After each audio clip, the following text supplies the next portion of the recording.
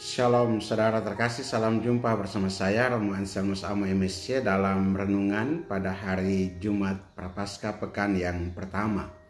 Semoga Anda dalam keadaan baik dan sehat selalu.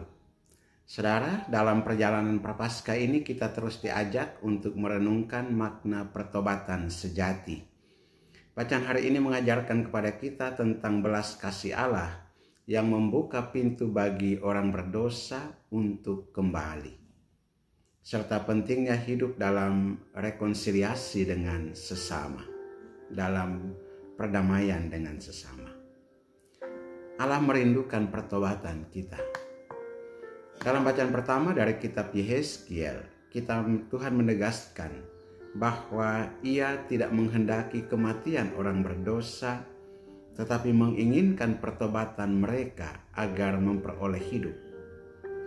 Jikalau orang jahat bertobat dari segala dosa yang dilakukannya dan berpegang pada segala ketetapanku, serta melakukan keadilan dan kebenaran, maka ia pasti hidup, ia tidak akan mati.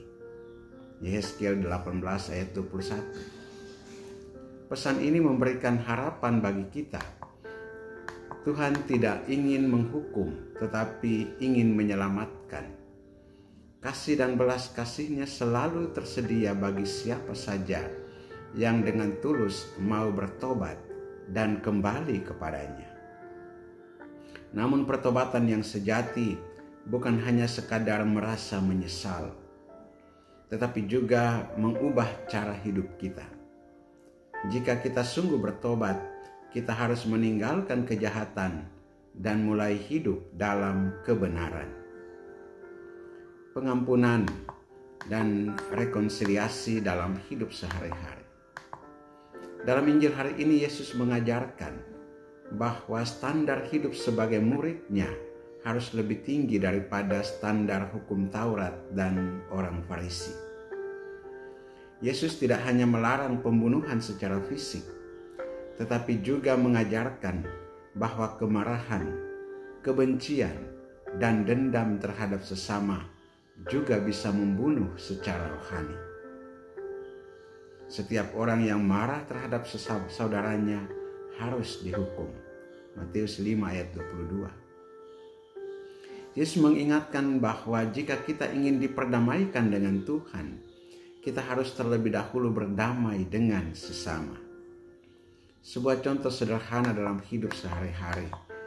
Jika kita masih menyimpan dendam kepada seseorang, Prapaskah ini adalah waktu yang tepat untuk berdamai. Jika kita pernah menyakiti seseorang, ini saatnya meminta maaf dengan tulus. Jika kita merasa sulit mengampuni, mintalah rahmat Tuhan agar kita dapat melepaskan pengampunan. Jalan menuju kehidupan yang berkenan di hadapan Tuhan. Dari bacaan hari ini kita bisa mengambil beberapa langkah konkret untuk memperbaiki hubungan kita dengan Tuhan dan sesama. Pertama, mengakui kesalahan dan bertobat. Jangan menunda pertobatan. Tuhan selalu siap menerima kita kembali. Kedua, meninggalkan dosa dan berbuat baik. Pertobatan sejati bukan hanya berhenti dari dosa, tetapi juga mulai hidup dalam kebenaran. Dan yang ketiga, mengampuni dan berdamai. Jangan biarkan kemarahan dan dendam menghalangi hubungan kita dengan Tuhan dan sesama. Saudara-saudari terkasih, Tuhan tidak pernah menutup pintu bagi kita yang ingin bertobat. Marilah kita gunakan masa Prapaskah ini sebagai kesempatan untuk memperbaiki hubungan kita dengan Tuhan dan sesama. Jangan menunda untuk berdamai, jangan ragu untuk mengampuni, dan jangan takut untuk kembali kepada Tuhan. Semoga Tuhan memberikan kita hati yang mau bertobat dan membangun perdamaian, sehingga hidup kita semakin berkenan di hadapan-Nya. Berkat Allah yang Maha Kuasa turun dan tinggal atasmu, dalam nama Bapa dan Putra dan Roh Kudus. Amin.